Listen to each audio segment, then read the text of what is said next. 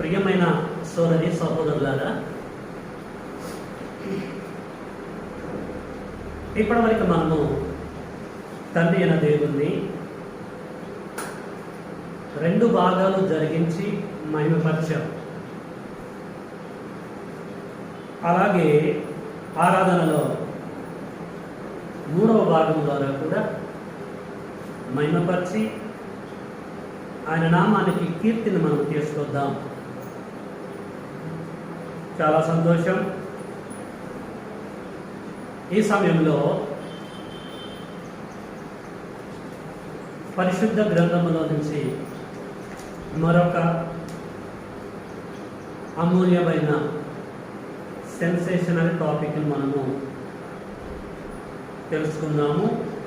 Already నేను నిన్న post చేశాను మన గ్రూపులో. టాపిక్ ఏంటి?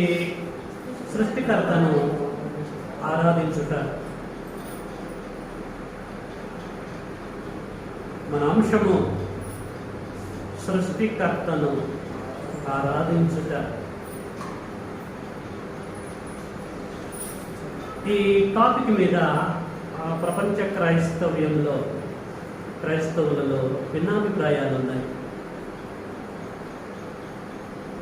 ఎవరిని ఆరాధించాలి, ఎలాగ ఆరాధించాలి, ఏంటి అన్నీ కూడా ఉన్నాయి.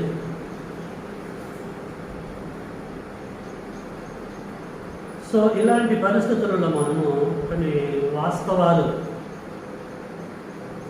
గ్రంథముల నుంచి మనం తెలుసుకొని దాని ప్రకారంగా సృష్టికర్తను ఆరాధిద్దాం. అంటే గ్రంథము ఏమని సెలవిస్తుందనంటే, బాప్తిసం తీసుకున్న ప్రతి ఒక్కరూ, పరిశుద్ధులుగా పిలువబడుతున్న ప్రతి ఒక్కరూ సృష్టికర్తను ఆరాధించాలని తెలియజేస్తుంది. సృష్టి అంటే ఏమిటో, సృష్టికర్త అంటే ఎవరో తెలియకుండా ఎలాగ ఆరాధిస్తారు? కాబట్టి ఇవన్నీ కూడా మనము తెలుసుకొని, అంటే ఆల్రెడీ మనందరికీ తెలుసు, కాకపోతే లేఖనాలని బేస్ చేసుకుందాం, మరొక్కసారి ఆత్మీయంగా బలపడదాం, వాస్తవాలు గ్రహిద్దాం. అలాగా తండ్రైన దేవుని లేదు సృష్టికర్తను మనము ఆరాధిద్దాం. అంటే ఇంట్రడక్షన్గా మీతో పంచుకోవాలంటే చాలా సంగతులు ఉన్నాయి, ఇప్పుడు అవసరం లేదు. సో నేను ముందుకు వెళ్తున్నాను, జాగ్రత్తగా మీరు ఉండాలి. సృష్టికర్తను ఆరాధించుటకు ముందు ఇంతకీ సృష్టి అంటే ఏంటి, ఆ తర్వాత సృష్టికర్త ఎవరో తెలుసుకుందాం, తర్వాత ఆరాధిద్దాం. సృష్టి అంటే ఏంటండి? గ్రంథాన్ని బట్టి అని మనం ఆలోచిస్తే సృజింపబడినది, తయారు చేయబడినది, నిరూపింపబడ్డది, లేనిది ఉన్నట్టుగా అయినది, దానిని సృష్టి అంటారండి. కంటికి కనిపిస్తున్న పంచభూతాలు కావచ్చు. పంచభూతాలంటే గాలి, నీరు, అగ్ని, ఆకాశము, భూమి. పంచభూతాలు కావచ్చు, ఎన్ని సృజింపబడ్డాయే కదా. అంటే మనకు కనపడుతున్నవి, కనపడకుండా ఉన్న డార్క్ మ్యాటర్, చీకటి పదార్థం కూడా ఉంది. ఒక్క మాటలో చెప్పాలంటే దృశ్యమైనది, అదృశ్యమైనది అంతా కూడా సృష్టే, సృజింపబడ్డదే.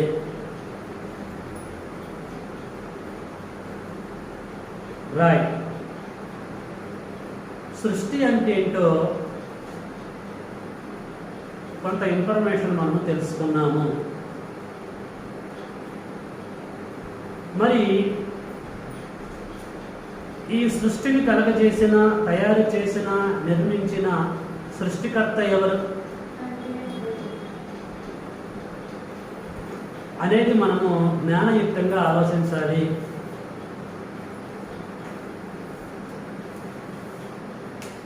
ఈ మోడర్న్ సైన్స్ ఏమంటుందనంటే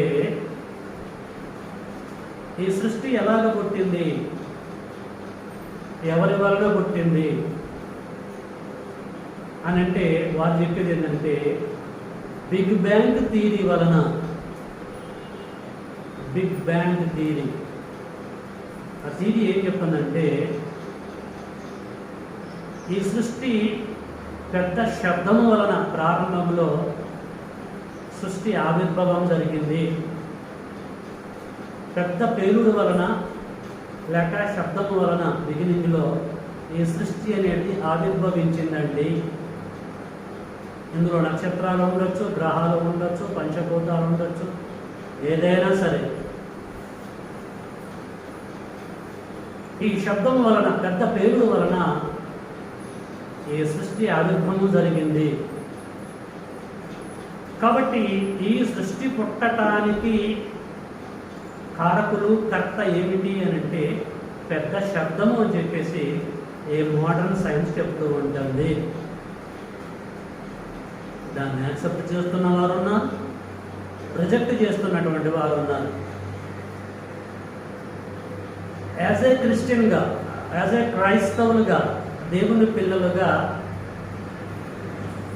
దీన్ని తెలుసుకోవాల్సినటువంటి అవసరత ఎంతైనా ఉంది. మరి ఈ సృష్టి నిజంగానే శబ్దం వలన పుట్టిందా? పుట్టడానికి కర్త శబ్దమేనా, లేకపోతే ఈ సృష్టిని కలగజేసిన కర్త లేదు, కర్తలు ఎవరైనా ఉన్నారా? సృష్టిని సృష్టికర్త కలగజేశాడా, కర్తలు కలగజేశాడా అనేది మనం ఆలోచించాలి. మనం ఆలోచించాలంటే గ్రంథాన్ని అద్భుతంగా చదవాలి. ప్రతిసారి నేను మెన్షన్ చేస్తున్నాను, సంగతులని పైనే మనం చదివితే కాన్సెప్ట్ అర్థం కాదు. సంగతులు అర్థం కావాలంటే గ్రంథాన్ని పరిశీలనతో చదువుకోవాలి. యెహోవా గ్రంథమును పరిశీలనతో చదువుకుని అప్పుడు మీకు సృష్టికర్త ఎవరో తెలుస్తుంది అని అంటాడు తండ్రి దేవుడు. కాబట్టి ఏమాత్రం కూడా ఆలోచన చేయకుండా ఈరోజే ఈ సబ్జెక్టును ముగిస్తానని అనుకోకండి. పార్ట్ 1, 2 ఉండొచ్చు, అవసరం అనుకుంటే 3 ఉండొచ్చు. ఇది బిగినింగ్. జాగ్రత్తగా మీరు ఆలోచించాలి, ఫాలో కావాలి. ఈ సబ్జెక్టు నాకు తెలిసినా కూడా మీకు నేను చెప్పకపోతే తప్పైపోయింది. దీన్ని మరుగు చేసినా తప్పే. ఎందుకంటే మేలైనది ఎరిగి ఉండి చెప్పకపోయినా మరుగు చేసినా అది తప్పే. మనం ఎప్పుడు శిక్ష పైకమో తెలియదు. కాటానికి ముందే తెలిసిన సంగతులని బహిర్గతము చేయాలి. కాబట్టి ప్రియులరా, జాగ్రత్తగా మనము తెలుసుకుందాం. బైబిల్ 66 పుస్తకాల కలయిక. పుస్తకం అన్నా గ్రంథం అన్నా ఒక్కటే. ఈ 66 పుస్తకాలలో starting from genesis to last book revolution వరకు గ్రంథాన్ని ఓపెన్ చేసి మనం చదువుతూ ఉంటే ఈ సృష్టిని కలగజేసింది ఎవరు అనేటువంటి ఇన్ఫర్మేషన్ గ్రంథాల్లో మనకు కనిపిస్తూ ఉంటుంది. కాబట్టి కొంచెం స్పీడ్గా మనం వెళ్దాం. చాలా రెఫరెన్స్ మీకు నేను అందించాలి. జ్ఞానం కలిగినటువంటి వారు దీన్ని క్యాచ్ చేస్తారు. మీరందరూ జ్ఞానులే.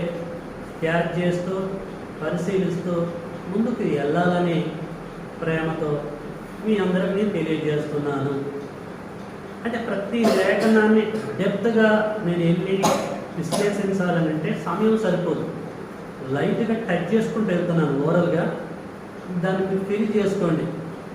ఓకే, ఇప్పుడు మనము సృష్టికర్త ఎవరు according to the Bible, according to the 66 books, according to the తండ్రైన దేవుడు, అకార్డింగ్ టు సన్ ఆఫ్ యేసుక్రీస్తుల వారు, పరిశుద్ధ, వీళ్ళందరూ అనేక మంది స్టేట్మెంట్లు మనం పరిశీలిద్దాం. Okay, right. బిగినింగ్ నుంచి మనం వద్దామండి. బైబిల్ ఉన్నటువంటి ప్రతి ఒక్కరు ఉండటమేంటి, ప్రతి ఒక్కరి దగ్గర బైబిల్ ఉండాలి. కానీ చాలామంది తీయరు, అందుకొరకే ఆ మాట అన్నాను.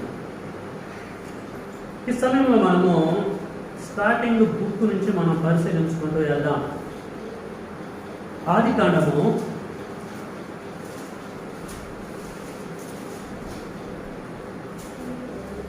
1వ అధ్యాయము.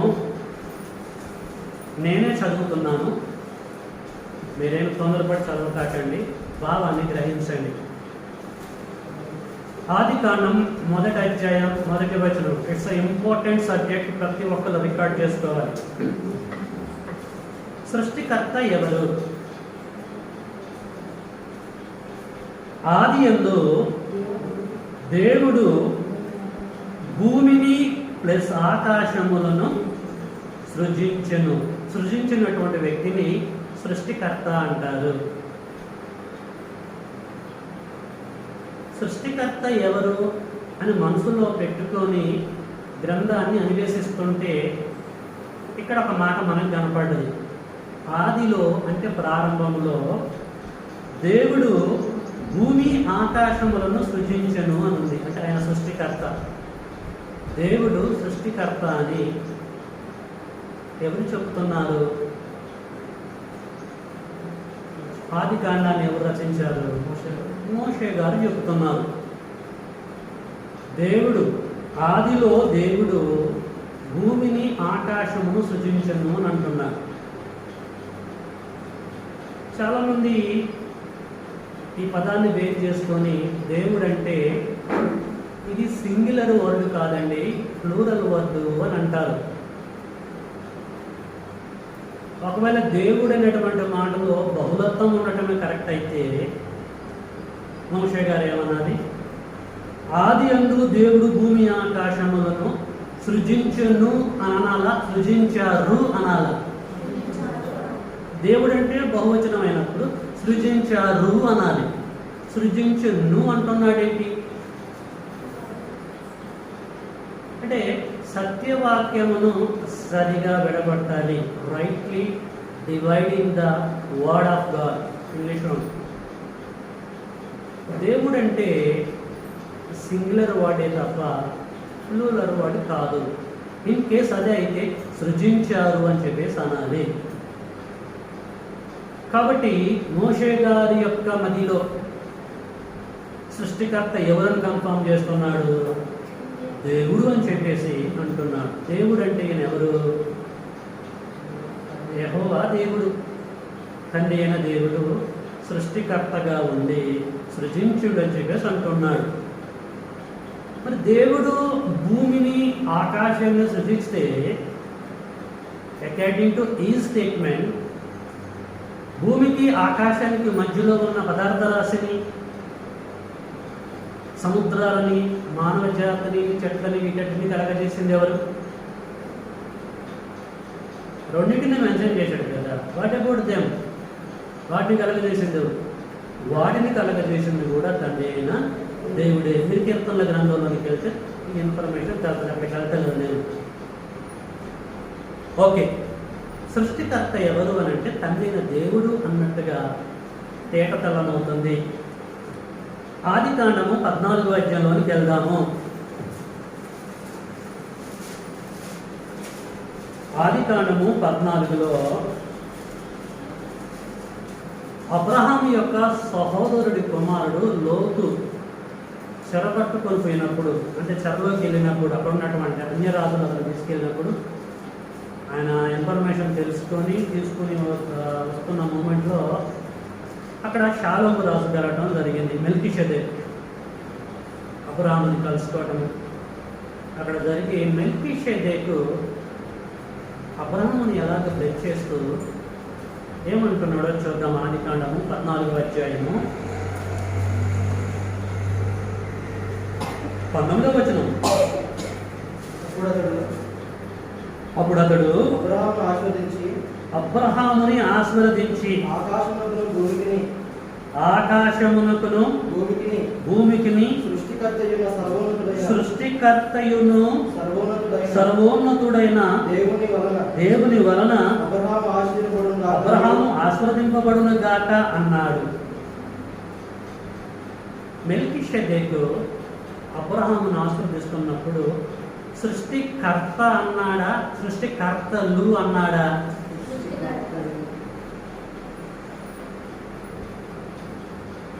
అబ్రహామును ఆకాశమునకును భూమికిని సృష్టికర్తయును, సృష్టికర్తలను అని అనలే. కర్త సింగులర్ వర్డ్. అంటే ఇప్పుడు సృష్టికర్తలు అన్న ఇన్ఫర్మేషన్ కనపడుతుంది, కానీ కర్త అనేటువంటి ఒకే ఒక పర్సన్ మనకు కనిపిస్తూ ఉంటున్నాడు. ఆయన ఎవరు? తండ్రి అయినటువంటి దేవుడు అని తేట తెల్లం కావట్లే, రూట్ క్లియర్ కావట్లేదు, బైపాస్ రోడ్ లెక్క. అంటే గ్రంథాన్ని చదివేటువంటి విధానం అండి.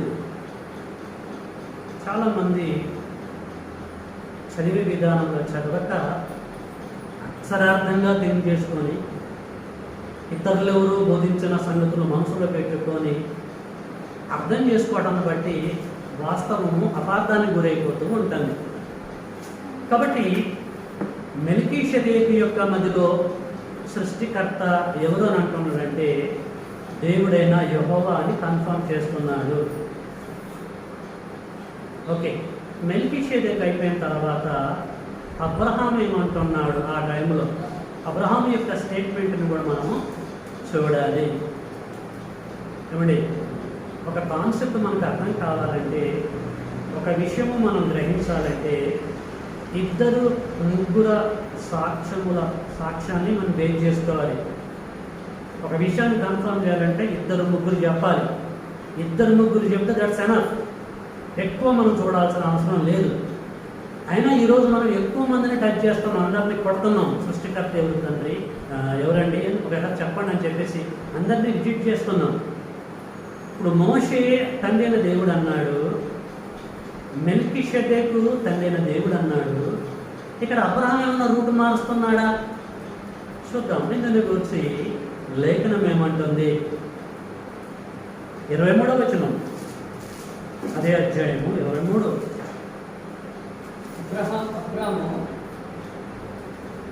22 కానుంచి అబ్రహాము, నేనే అబ్రహామును ధనవంతునిగా చేసినని నీవు చెప్పకుండాన్నట్లు ఒక నూలు పోగైనను చెప్పుల వారైనను నీ వాటిలో ఏదైనాను తీసుకొనని ఆకాశమునకును ప్లస్ భూమికి సృష్టికర్తయును, సృష్టికర్తలు కాదు, సృష్టికర్తయును సర్వోన్నతుడైన దేవుడైన యెహోవా తోడు నా చెయ్యి ఎత్తి ప్రమాణం చేసి ఉన్నాను. చూసారంటే సీక్వెన్స్లో తేడా రాగలే. మోషే చెప్పిన దాన్ని మెల్కీషెదెకు కన్ఫర్మ్ చేశాడు. మెల్కీషెదెకు చెప్పిన దాన్ని ఏమాత్రం మార్చి చెప్పటలే, అలాగే చెప్తున్నాడు. మీరు ఎందుకు ఇస్తున్నారు? ఇస్తే నేను తీసుకుంటే మళ్ళీ నీ ద్వారా నేను ఏదో అయితే చెప్పే పేరు నాకెందుకు, ఏది కూడా నేను తీసుకోను చెప్పేసి తండ్రి ఇప్పుడు దేవుణ్ణి హైలైట్ చేస్తూ ఇక్కడ అబ్రహాము మాట్లాడుతూ ఉంటాడు. ఏమంటున్నాడు? ఆకాశమునకును ప్లస్ భూమికిని సృష్టికర్త, కర్తలు కాదు, సృష్టికర్త, కర్తలు కాదు, కర్తే,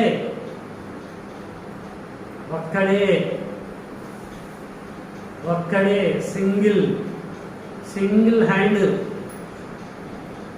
తో సృష్టిని కలగ చేస్తున్నట్టుగా అర్థమవుతూ ఉంటాను. అందుకని నేను బిగినింగ్ తీసుకొస్తూ ఉంటున్నా, మీకు అర్థం కావడం వరకు మీకు మీ వేలో దిగి చెప్తూ ఉంటున్నాను. నెక్స్ట్, అన్యుల రాజు హీరాము తండ్రి దేవుణ్ణి ఏమని ఒప్పుకుంటున్నాడో చూద్దాం. 2వ దినవృత్తాంతాల గ్రంథంలోకి మనం వెళ్దాము.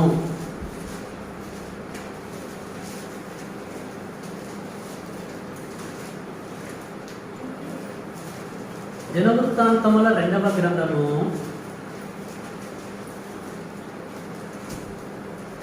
2వ అధ్యాయము పేజీ నంబరు 361. 12వ వచనం. యెహోవా ఘనత కొరకు యెహోవా ఘనత కొరకు ఒక మందిరమును నీ రాజ్య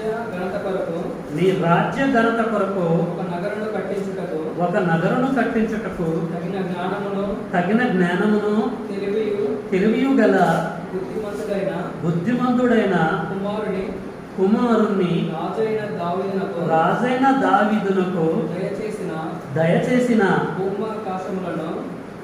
భూమి ప్లస్ ఆకాశములకు సృష్టికర్తయగు ఇశ్రాయేలీయుల దేవుడైన యెహోవా స్తుతి నందును గాక. ఎవరంటున్నారండి ఈ విషయము? భూమికి ఆకాశానికి సృష్టికర్త ఎవరు అని చెప్పేసి ఒక అన్య దేశపు రాజు అంటున్నాడు. ఇక్కడ 11వ వచనం.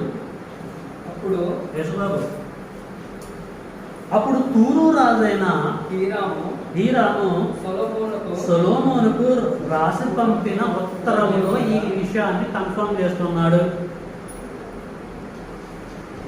ఏమండి, ఈ అద్భుతమైన ఇన్ఫర్మేషన్ ఈ బైబిల్ కాలేజీలో కూడా ఎవరు బోధించడండి. ఒక సత్యాన్వేషులు మాత్రమే అన్వేషించి తెలుసుకొని తెలియజేస్తారు. దీన్ని మీరు సద్వినియోగం చేసుకోవాలి. సత్యాన్వేషకులకే ఈ కాన్సెప్ట్ అర్థమైంది తప్ప బైబిల్ని పట్టుకొని పరిశీలన చేయాల్సిన అవసరం లేదు అనుకునే వాళ్ళకి అస్సలు అర్థం కాదు ఈ కాన్సెప్ట్. ప్రపంచంలో యుద్ధాలు జరుగుతున్నాయి, గొడవలు జరుగుతున్నాయి, డిబేట్లు జరుగుతున్నాయి ఈ టాపిక్ మీద.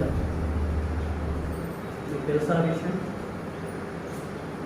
సద్వినియోగం చేసుకోండి దయచేసి.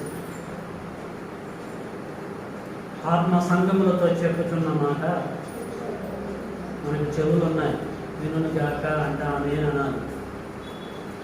ఇక్కడ హీరాము రాజు, తూరు రాజు అయిన హీరాము సొలొమోను గారికి, ఇశ్రాయేలుని పరిపాలిస్తున్న సొలొమోనుకి పత్రిక రాస్తూ అద్భుతంగా చెప్తున్నాడు.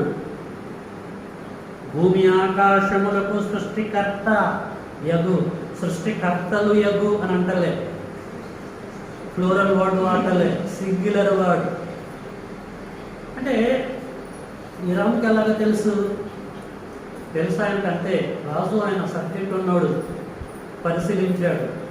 ఒక వ్యక్తి ఎన్ని చెప్పితే ఇన్ని గ్రహించిన వ్యక్తి కాదు, జ్ఞానయుక్తంగా పరిశీలించాడు. అన్య దేశాలలో ఉన్న రాజులు కూడా ఇశ్రాయేలు యొక్క సాంప్రదాయాన్ని, ఇశ్రాయేలు యొక్క నిబంధనలు, ఇశ్రాయేలు యొక్క ఆచారాలని జాగ్రత్తగా పరిశీలించి వాస్తవాలు గ్రహించినటువంటి వారు ఉన్నారు. షాబాదేశ్ పురాణం గురించి చెప్పానుగా, ఆల్రెడీ విన్నది. దేవుడి ఘనతని గురించి, సొలొమోను గురించి విన్నదండి. సీక్రెట్, దేవునికి సీక్రెట్ భక్తులు కూడా ఉన్నారు ఆ టైంలో, తెలుసా? వాళ్ళ అన్యులే, వారి దేవతలు, వారి విగ్రహాలు వారికి ఉన్నాయి, అయినా కూడా సత్యాన్వేషులుగా ఉన్నారు వాళ్ళు. ఆ ట్రాక్లో ఇలా హీరామరాజు వచ్చేసాడు. హీరామరాజుకి అర్థమైపోయింది నిజంగా హీరామరాజు యొక్క దేవత దేవుళ్ళు వారే సృష్టికర్తలైతే అనేవాడుగా, మా దేవుడే, మా దేవతే సృష్టికర్త అని అనేవాడుగా. మినిమైజ్ చేసి పడేశాడు. కంప్యూటర్ మీద తిరుగుకున్న వాళ్ళకి దక్కదు మినిమైజ్ చేయడం అంటే అవసరమైన దాన్ని హైలైట్ చేయడం చెప్తాం. ఇలా ఇక్కడ హీరామరాజు భూమి ఆకాశములకు సృష్టికర్తలు అని అనలే, సృష్టికర్త అని చెప్పేసి అన్నాడు. తండ్రి అయిన దేవుణ్ణి హైలైట్ చేస్తున్నాడు.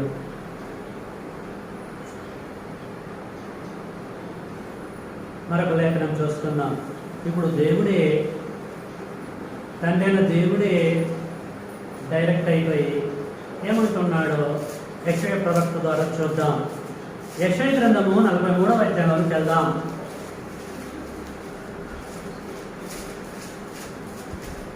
యెషయా గ్రంథము 43వ అధ్యాయము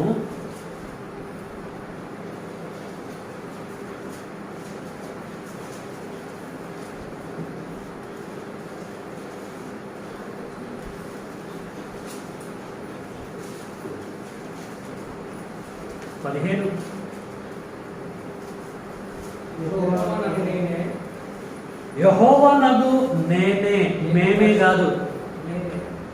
యెహోవా అంటే సింగిల్, దేవుడు అంటే సింగిల్. యెహోవానగు మేమే అనలే, యెహోవానగు నేనే మీకు పరిశుద్ధ దేవుడను మీకు పరిశుద్ధ దేవుడును ఇశ్రాయేలీయులు ఇశ్రాయేలు సృష్టికర్తనగు నేనే మీకు రాజును మీకు రాజును సముద్రములో సముద్రములో త్రోవ కలగజేయువాడును వడిగల జలములలో మార్గము కలగజేయువాడును రథమును గుర్రమును సేనను సూరులను నడిపించువాడనగు యెహోవా. ఎంత క్లారిటీ ఉందండి గ్రంథంలో, ఎంత క్లారిటీ ఉంది. ఏమంటాడు? ఇశ్రాయేలు సృష్టికర్తనగు నేనే, సృష్టికర్తనగు నేనే, నాతో తోటి ఇంకొక ఎదుగురు ఉన్నారు అని అంటలే, నేనే, ఐ యామ్ ఓన్లీ వన్, నేనే అని అంటున్నాడు. ఇది ఎవరంటున్నారండి? ఆయనే అంటున్నాడు, ఆయనే అంటున్నాడు. ఆయన అనడానికి ముందు మనుషులు అన్నారు, మోషే అన్నాడు, మెల్కీషెదెక్ అన్నాడు, విశ్వాసపు తండ్రి అయిన అబ్రహాం అన్నాడు, హీరాము రాజు అన్నాడు. ఇక్కడికి వచ్చాక తండ్రి అయిన దేవుడే డైరెక్ట్ అయిపోతున్నాడు. ఇంకెందుకు మరి సీక్రెట్ ఎందుకు? రహస్యమైనది ఏది, అది ఏదైనా సరే రహస్యమైనది ఏది వన్ డే బయలుపరచకపోదనే కాన్సెప్ట్ చెప్పింది ఆయనే. మరి ఆయన దగ్గర రహస్యం చేస్తాడని కొరకు బయలుపరుస్తున్నాడు. నేనే అని చెప్పేసి అంటున్నాడు. ఇశ్రాయేలుకు సృష్టికర్తను నేనే అని చెప్పేసి అంటున్నాడు. అంటే ఇశ్రాయేలుకు సృష్టికర్త, ఇశ్రాయేలు ఎవరు? యాకోబు యొక్క సంతానం, 12 ట్రైబ్స్. వాళ్ళ సృష్టికర్త నేనే, వాళ్ళని గరగజేసింది నేనే. అబ్రహాంకి ఇసాకును పుట్టించా, ఇసాకి యాకోబును పుట్టించా, యాకోబు గర్భం కూడా ఎంతమందిని రప్పించింది నేనే. వాళ్ళని పుట్టించింది ఎవరు? నేనే. కీర్తనల గ్రంథం 100లో ఏమన్నాడు? కీర్తన 100లో మనుషులను పుట్టించింది ఆయనే అన్నాడు, నరులను పుట్టించింది నేనే అంటాడు. ఆయనే ఆయనే మనల్ని పుట్టించెను. అంటే పుట్టించినటువంటి వ్యక్తి సృష్టికర్త. మనల్ని అంటాడు అక్కడ, ఇశ్రాయేలీలని. ఎక్కడికైనా వెళ్ళండి, ఆయనే మనల్ని అనడా, వారే మనల్ని అనడా? సృష్టికర్తలా, సృష్టికర్త?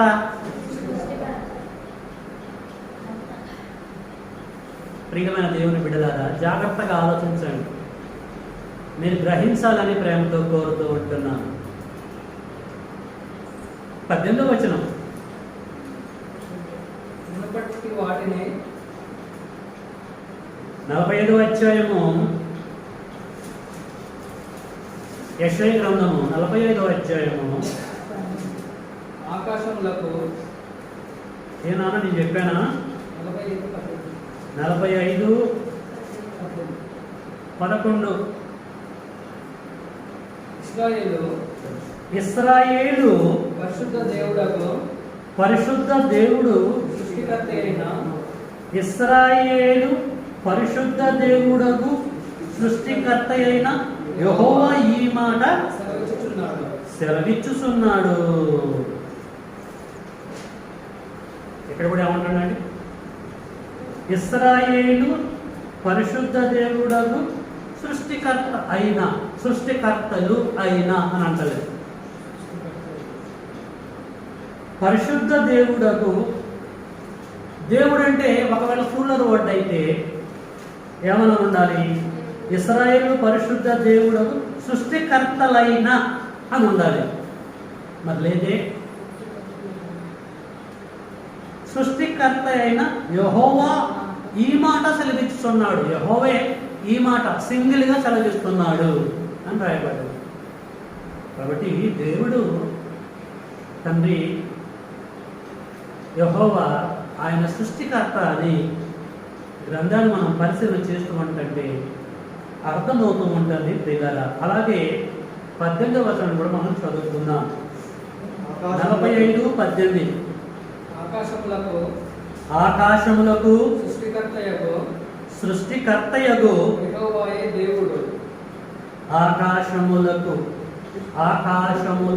అంటే ఎన్ని ఆకాశాలు ఉన్నాయి? ఆకాశములకు ప్లూరల్ వర్డ్ ఉపయోగిస్తున్నాడు. అంటే ఎన్ని ఉండొచ్చు ఆకాశంలో?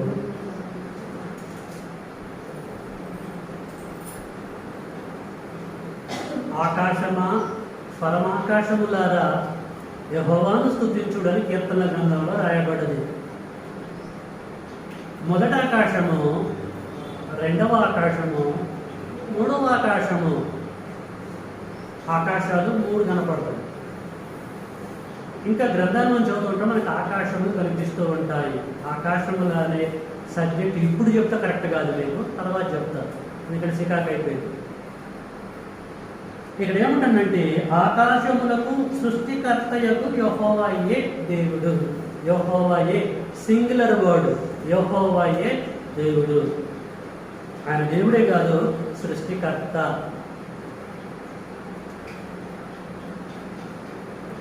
యాభై 51వ అధ్యాయము యెషయా గ్రంథము 51వ అధ్యాయము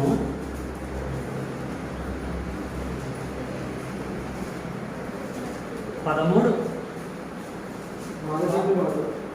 ఒక మాట చెప్తాను, జాగ్రత్తగానండి. యెషయా గ్రంథంలో రాయబడినటువంటి సంగతులు తండ్రైన దేవుడు యెషయా ప్రవక్త ద్వారా ఆ కాలంలో ఉన్న ఇశ్రాయేలు జనాంగానికి ఇంజెక్ట్ చేస్తున్నాడు. ఆయన పక్షాన నేను నిలబడి ఆ మాటల్ని మీ హృదయంలో ఇంజెక్ట్ చేస్తున్నాను. పరిశీలించండి, జాగ్రత్తగా మీరు గ్రహించండి. 13. బాధ పెట్టువాడు నాశనము చేయుటకు సిద్ధపడినప్పుడు వారి క్రోధమును బట్టి నిత్యము భయపడుచు ఆకాశములను వ్యాపింపచేసి భూమి పునాదులు వేసిన యెహోవాను నీ సృష్టికర్త అయిన యెహోవాను. ఎంత చక్కని క్లారిటీ చూడండి. భూమికి పునాదులు వేసిన యెహోవాను. భూమికి పునాదులు వేసింది ఒకవేళ ఇంకా చాలా మంది అయితే ఏమని రాయబడాలి? భూమికి పునాదులు వేసిన యెహోవాతో పాటు కొంతమంది అన్నట్టు ఉండాలి. పునాదులు వేసిన యెహోవా అని అక్కడ అండర్లైన్ చేస్తున్నాడు. యెహోవాయే ముందు పెడుతున్నాడు. యెహోవాను నీ సృష్టికర్త అయిన యెహోవాను మరుసుడువా. మరవకూడదే. నీకు లైఫ్ ఇచ్చిన దేవుని మరవకూడదే. ఆకాశాన్ని భూమిని నేను కలుగజేశాను. ఎవరి హెల్ప్ లేకుండా, ఎవరు సహకారం లేకుండా నేను కలుగజేశానే. లాస్ట్కి నేను కూడా నీ తల్లి గర్భములో నీ తండ్రి నుండి కణాన్ని ప్రవేశపెట్టానే. నువ్వు పిండమై డెవలప్ అవుతున్నప్పుడు నేను చూశానే. నేను రూపించానే.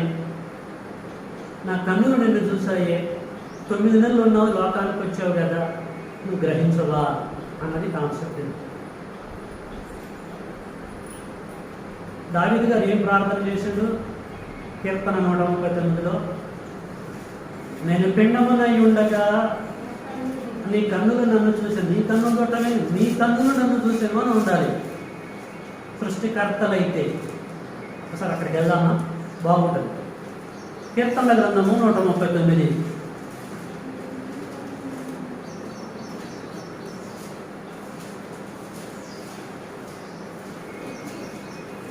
కీర్తనల గ్రంథము 139లో 16. నేను పిండమునై ఉండగా నీ కన్నులేది నీ కన్నులను ఉండాలి. నన్ను చూసెను. నియమింపబడిన దినములలో ఒక్కటైనా కాకమునిపే నా దినములన్నీ నీ గ్రంథములైతే మీ గ్రంథములో లిఖితములాయని ఉండాలి.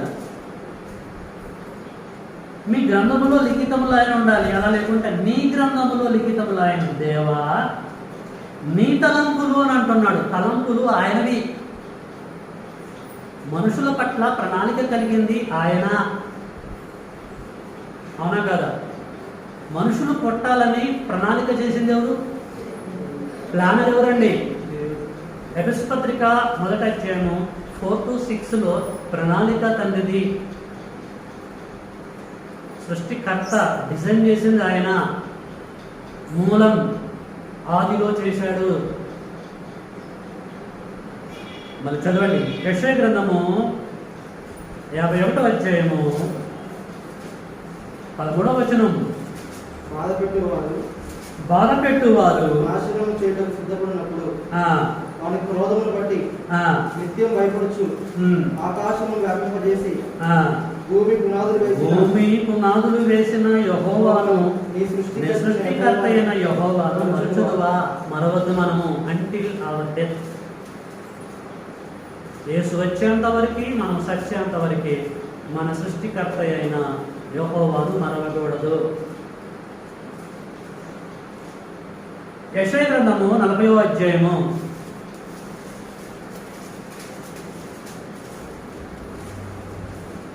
28,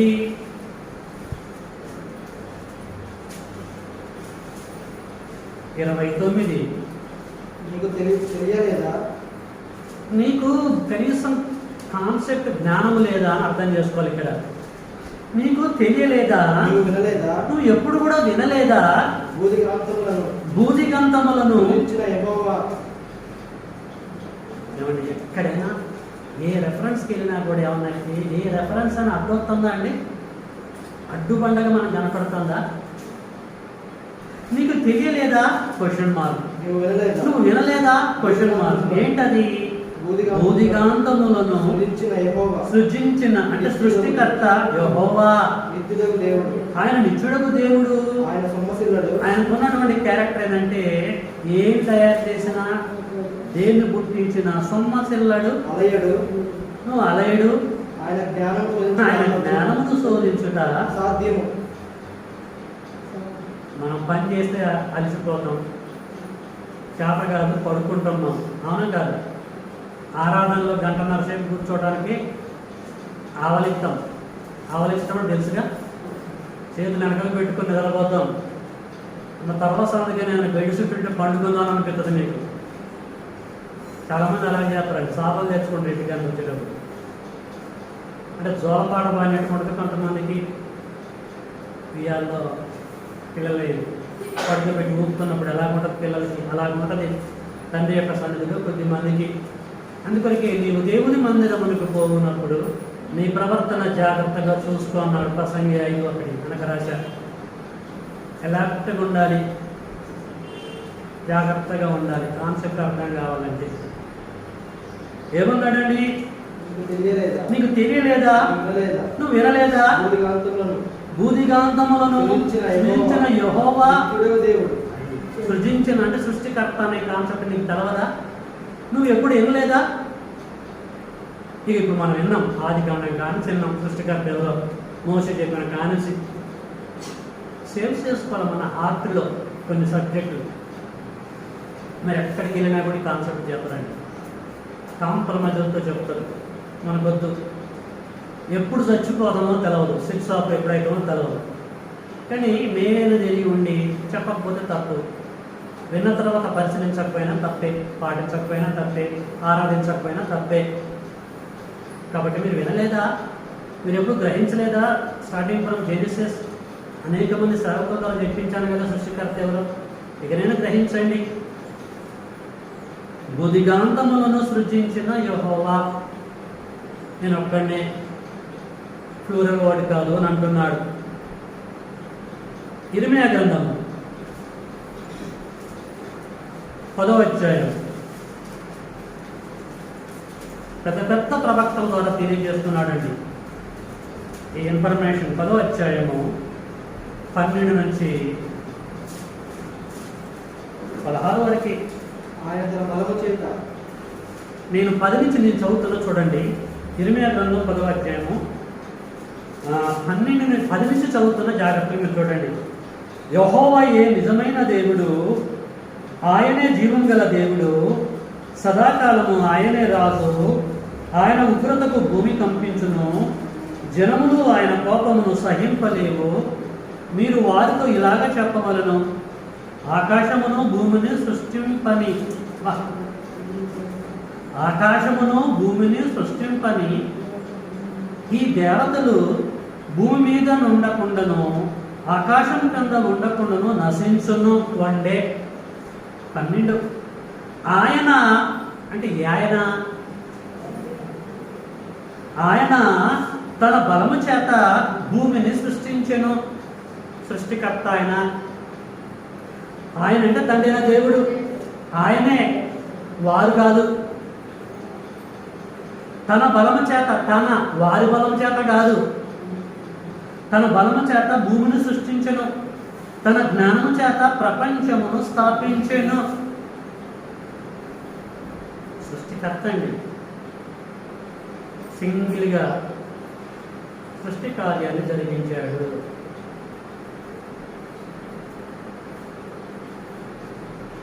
పరిశీలించినటువంటి దానిని బట్టి ఏమర్థమైంది మనకి? సృష్టికర్త ఎవరు? క్వశ్చన్ మార్క్ మనసులో పెట్టుకొని గ్రంథాన్ని ఓపెన్ చేసి పరిశీలించాము. ఆది కాండం కానించి ఇప్పటి వరకు, అఫ్కోర్స్ మలాకి గ్రంథం వరకు ఉంది. ఇప్పుడు అవసరం లేదు, మనకి వేరే వెళ్ళాలి కనుక ఆఫ్ చేస్తున్నాను. ఇప్పటి వరకు మనకి ఏం తేటతెల్లమైంది? సృష్టిని కల్పించిన సృష్టికర్త ఒక్కరు అని ఉందా, అనేక మంది అని ఉందా? సింగులర్ వర్డ్ ఉందా, ప్లూరల్ వర్డ్ ఉందా? ఆ సింగులర్ వర్డ్ ఎవరు అని ఉంది? తండ్రి అయిన దేవుడు, యెహోవాయే సృష్టికర్త అని కన్ఫర్మ్ అయింది. నూతన నిబంధన గ్రంథంలోనికి వెళ్దాం. ఏమైనా సీక్వెన్స్ ఏమైనా మారిందేమో. ఈ సృష్టికర్త కాన్సెప్ట్ను పరిశీలన చేద్దాం మరొక వేగా. నూతన నిబంధన గ్రంథంలో అనేకమైన ఆధారాలు ఉన్నాయి.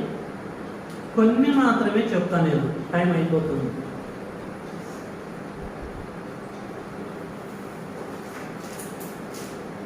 ఓకే,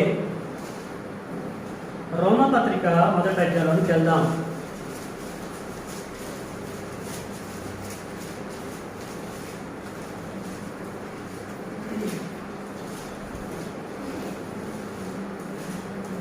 ఇరవై కాండ చౌకలో చూడండి. ఆయన అదృశ్య లక్షణములు, రోమిలకు రాసిన పత్రిక 1వ అధ్యాయం 20 కాండ స్పీడ్గా చదువుతున్నా. ఇందులో అద్భుతమైన భావం దాగుంది. ఆయన అదృశ్య లక్షణములు అనగా ఆయన నిత్యశక్తియు దైవత్వమును జగదుత్పత్తి మొదలుకొని సృష్టింపబడిన వస్తువులను ఆలోచించడం వలన తేటపడుచున్నవి గనుక వారు నిరుత్రులై ఉన్నారు. మరియు వారు దేవుని ఎరిగియు ఆయనను దేవునిగా మహిమపరచలేదు, కృతజ్ఞతాస్తులు చెల్లింపలేదు, కానీ తమ వాదముల యందు వ్యర్థులైరి. వారి అవివేక హృదయము అంధకారమాయను, తాము జ్ఞానమని చెప్పుకొనుచు బుద్ధిహీనులైరి. వారు అక్షయుడగు దేవుని మహిమను క్షయమగు మనుషుల యొక్కయో, పక్షుల యొక్కయో, చతుష్పాద జంతువుల యొక్కయో, పురుగుల యొక్కయో ప్రతిమా స్వరూపములుగా మార్చిరి. 24. ఈ కారణం చేత అంటే హేతువు చేత వారు తమ హృదయముల దురాశలను అనుసరించి తమ శరీరములను పరస్పరం అవమానపరుచుకున్నట్టు దేవుడు వారిని అపవిత్రతకు అప్పగించెను. అట్టివారు దేవుని సత్యమును అసత్యమునకు మార్చి కర్తలకు కాదు, సృష్టికర్తకు ప్రతిగా సృష్టమును పూజించి సేవించిరి. యుగముల వరకు ఆయన, వారు కాదు, స్తోత్రారుడై ఉన్నాడు. ఆమేన్. 25లో సృష్టికర్తకు ప్రతిగా సృష్టమును పూజించిరి. సృష్టికర్తకు ప్రతిగా. సృష్టికర్త ఎవరని పరిశీలిస్తున్నాం? స్టార్టింగ్ ఫ్రమ్ ఓల్డ్ టెస్టమెంట్, తండ్రి అయిన దేవుడు. తండ్రి అయినటువంటి దేవుణ్ణి సృష్టికర్త అని రోమా పట్టణంలో ఉన్న క్రీస్తు సంఘానికి కన్ఫర్మ్ చేస్తున్నాడు. నూతన నిబంధన గ్రంథంలో కూడా అపోస్తులైనటువంటి పౌలు గారు తండ్రి అయిన దేవుడే సృష్టికర్త అని చెప్పి తెలియజేస్తున్నాడు. మత్తయి సువార్త 4వ అధ్యాయంలోనికి వెళ్దాం. యేసుక్రీస్తుల వారు ఏమంటుండో చూసుకున్నాం. మత్తయి సువార్త 19వ అధ్యాయము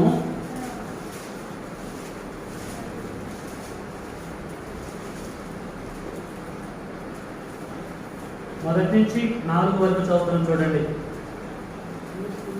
యేసు ఈ మాటలు చెప్పి చాలించిన తర్వాత గలిలయ నుండి యొర్దాను అద్దరినున్న యూదయ ప్రాంతంలోకి వచ్చెను. బహుజన సమూహములు ఆయనను వెంబడింపగా ఆయన వారిని అక్కడ స్వస్థతపరిచెను. పరిసయ్యులు ఆయనను శోధింపవలనని ఆయన ఎదుకు వచ్చి, అసలు ఏ హేతువు చేతనైనను, అంటే ఏదైనా ఒక కారణం చేతనని దాని అర్థం, ఏ హేతువు చేతనైనను పురుషుడు తన భార్యను విడనాడుట న్యాయమా అని అడగగా యేసుని ఆయన సృజించిన వాడు అన్నాడు తప్ప సృజించిన వారు అని అంటారు ఇక్కడ యేసుక్రీస్తు వారు కూడా. సృజించిన వాడు ఆది నుండి వారిని పురుషునిగాను స్త్రీనుగాను సృజించెను అని అంటున్నాడండి. పురుషులని స్త్రీలను సృజించింది ఎవరట? సృజించిన వాడు. యేసు తండ్రైన దేవుని వైపు చూపిస్తూ చెప్తున్నాడు, సృజించిన వాడు, సృష్టికర్త ఆయన. ఏం చేశాడు? వారిని ఫస్ట్ పురుషునిగాను స్త్రీనుగాను సృజించిండు. అంటే యేసు మధ్యలో కూడా సృష్టికర్త ఎవరు అన్నట్టే కన్ఫర్మ్ అవుతుంది, తండ్రైన దేవుడే. పౌలు మధ్యలో కూడా సృష్టికర్త ఎవరని అర్థమవుతుంది, తండ్రైన దేవుడే. ప్రియులారా, ఇట్లా క్రొత్త నిబంధనలో 27 పుస్తకాలు ఉన్నాయి. సృష్టికర్త కాన్సెప్ట్కి వచ్చేసరికి తండ్రైన దేవుడే అని మనకు అర్థమవుతుంది. అయితే కొంత అపార్థానికి గురి అయిన కొన్ని లేఖనాలు ఉన్నాయి గ్రంథంలో. ఇప్పుడు వాటి పరిస్థితి ఏంటిది అనేది కూడా మనము బహు జాగ్రత్తగా పరిశీలించాలి. అభ్యంతకలాగా రాయబడ్డది, అవి కూడా అస్సలు తప్పుగా రాయబడాలి. కొంచెం నిలబడి ఆలోచిస్తే అర్థమైంది, లేఖనాలను పరిశీలిస్తే తేట తెల్లమవుతుంది. దాన్ని అర్థం చేసుకోలేక చాలామంది గొడవలు పడి రకరకాల కార్యక్రమాలు చేస్తున్నారు. ఇన్ని రెఫరెన్సులు మోపులకి మన భాషలో చెప్పాలంటే ఉన్న లేఖనాలు కొట్టువేయబడి 1-2 లేఖనాలు పట్టుకుని ముందుకు వెళ్తామా? అన్ని ఎందుకు ఉన్నాయి, అది ఇది ఎందుకు ఉన్నది కనీసం ఆలోచించొద్దా? ఓపిక లేదు మన వాళ్ళకి. కాబట్టి తొందరపడవలసిన అవసరం లేదు. ప్రియులారా, గ్రంథంలో సృష్టికర్త తండ్రైన దేవుడే అని తెలియచేశారు, రాయబడ్డది. ఇవన్నీ కూడా మనము గ్రహించాలి. ఓకే, నేను ఇది చెప్పాలంటే చాలా ఉంది. నాకు ఆల్రెడీ నా టైం ఇప్పటికే 5 minutes ఎక్స్ట్రా అయిపోయింది మిగతా కార్యక్రమాలు. తండ్రి చిత్తం అయితే నెక్స్ట్ వీక్ పార్ట్ 2 నేను కొనసాగిస్తాను. ఇప్పటివరకు మన సబ్జెక్ట్ ఏంటండి? సృష్టికర్తను ఆరాధించుట అనేది మన సబ్జెక్ట్. దాంట్లో సృష్టి అంటే ఏంటో తెలుసుకున్నాం. నెంబర్ 2, సృష్టికర్త ఎవరు అన్న సంగతిని అన్వేషించాం. ఆ సృష్టికర్త తండ్రి దేవుడు అని మనము గ్రహించాం. తండ్రి చిత్తం అయితే నెక్స్ట్ వీక్ మరి ఎవరిని ఆరాధించాలి, సృష్టికర్తను ఆరాధించాలా, సృష్టిని ఆరాధించాలా అనేటువంటి విషయాలు తెలుసుకున్నాం. చక్కగా ఓపికతో వినుకుంటూ లేఖనాలు పరిశీలించినందుకు మిమ్మల్ని అందరూ కూడా అభినందిస్తున్నాను. అందరికీ వందనము.